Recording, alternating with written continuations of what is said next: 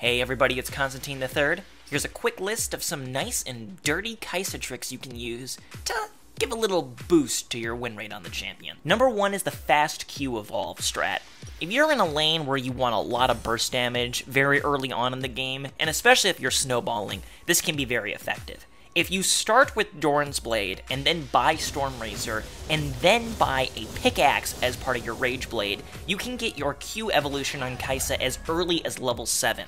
This allows you to deal massive amounts of burst damage very early on, and can be rather unexpected, as usually Kai'Sas don't get their Q evolve until level 12.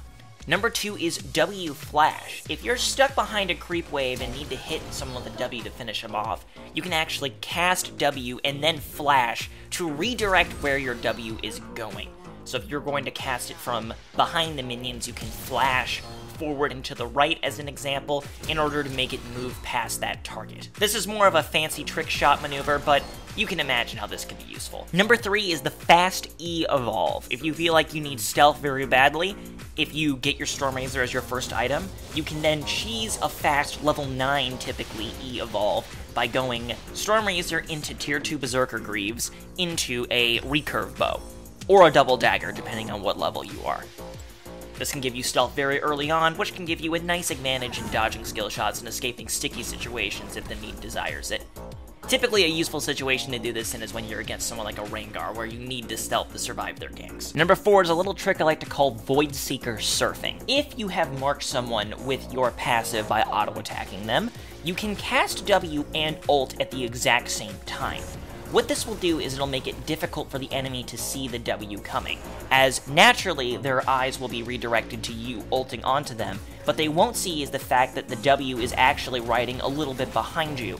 So if you ult behind a target and cast W before you ult, you will actually start auto-attacking them and the W impact them after you've landed behind them, as you can see in the clip. This can be very effective for confusing, disorienting enemies, and also helping you hit a W that's more difficult to dodge, as well as doing a lot of burst damage from pretty much out of nowhere. Plus, I mean, it looks Chad as fuck. Number 5 is a good example of some stealthy shenanigans you can do with Kai'Sa. I go over it in this video clip here. Start in bush A.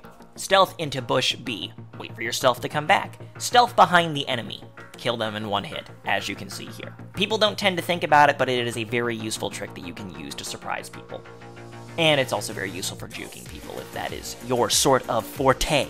Number 6 is just a gentle reminder that you can use your ultimate to jump over walls, like so. This also works for Jarvan ult.